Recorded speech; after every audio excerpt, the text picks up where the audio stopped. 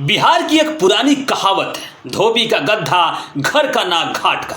2025 में नीतीश को बिहार की सत्ता से दूर करने के लिए 2024 में बीजेपी ने नीतीश से मुस्लिम वोटरों को दूर करने का जो गेम प्लान किया था, आज नीतीश कुमार उसमें फंस गए। आदाब, मैं इरफान, आप देख रहे हैं भारत रिप्रेजेंटर का खास शो नेताजी संकट में। बिहार में नीतीश की बोरिया बिस्तर बांधने के लिए मुस्लिम धार्मिक संगठनों ने कमर कस ली है। रमजान की इफ्तार पार्टी में पलिया टोपी लगाकर मुसलमानों को छलने वाले नीतीश बाबू अब मुस्लिम धार्मिक संगठनों के निशाने पर हैं। 20 साल से सेकुलर का चोला ओढ़कर कम्युनल राजनीति करने वाले नीतीश की मुस्लिम धर्म गुरुओं ने तब हेकड़ी निकाल दी जब उनकी दावत इफ्तार का रुक्का मुस्लिम धर्म गुरुओं के दरवाजे पर पहुंचा और सभी ने एक स्वर में नीतीश कुमार के दावत इफ्तार पार्टी का बायकॉट कर दिया।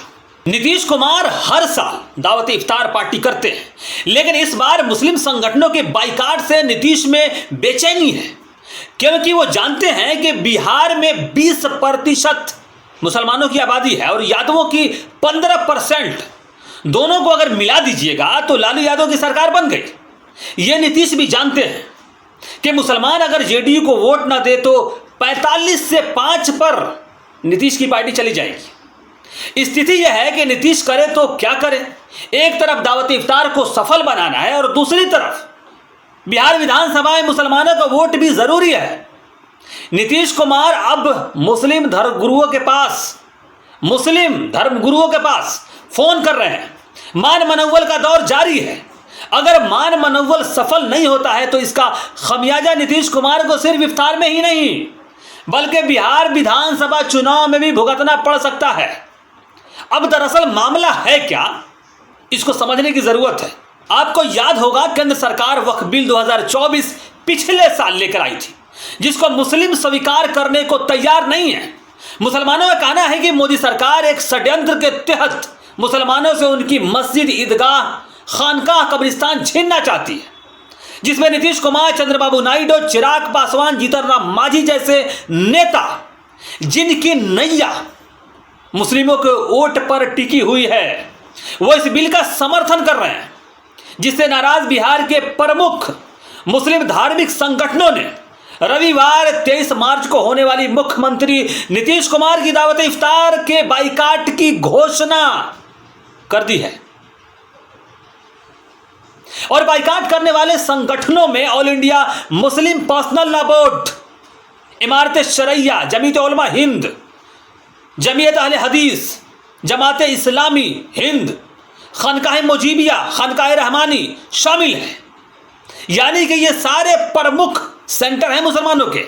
अगर एक बार इन्होंने अनाउंसमेंट कर दिया कि नीतीश कुमार को वोट नहीं देना है तो समझ लीजिए कि नीतीश कुमार का मामला खत्म। इन संगठनों ने बिल्कुल स्पष्ट अंदाज में नीतीश कुमार से कहा है कि आपने धर्मनिरपेक्ष शासन और अल्पसंख्यकों के अधिकार की सुरक्षा के वादे पर सत्ता हासिल की थी, लेकिन भाजपा के साथ आपका गठबंधन और अतार्किक व असंवैधानिक वक्फ संशोधन बिल को आपका समर्थन आपके उन्हीं वादों का खुल्ला उल्लंघन है। आपको याद होगा कि इस बिल के समर्थन में जेडीयू सांसद ललन सिंह ने संसद में मुसलमानों के खिलाफ कितनी जोरदार दहाड़ लगाई थी। इस पत्र में कहा गया है कि यह पत्र जुल्म और नाइंसाफी के खिलाफ एक मजबूत स्टैंड है, न कि बातचीत से इनकार है। अगर बातचीत वास्तविक और प्रभावी नीति व सुधार की राह बनाए तो हम सार्थक बातचीत के लिए तैयार हैं। मुख्यमंत्री नीतीश कुमार को संबोधित इन संगठनों के पत्र में यह भी कहा गया है कि अगर यह बिल कानून बनता है तो आप इसके जिम्मेदार होंगे। यानी कि सारे मुस्लिम संगठनों ने एक सुर में नीतीश कुमार को चिताया है।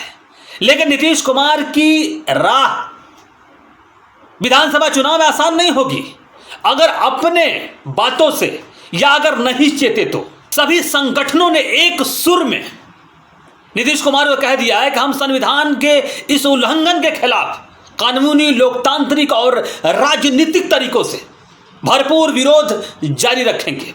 यानी कि नीतीश का सफाया अब तय है और जो बीजेपी चाहती थी वही होने वाला है।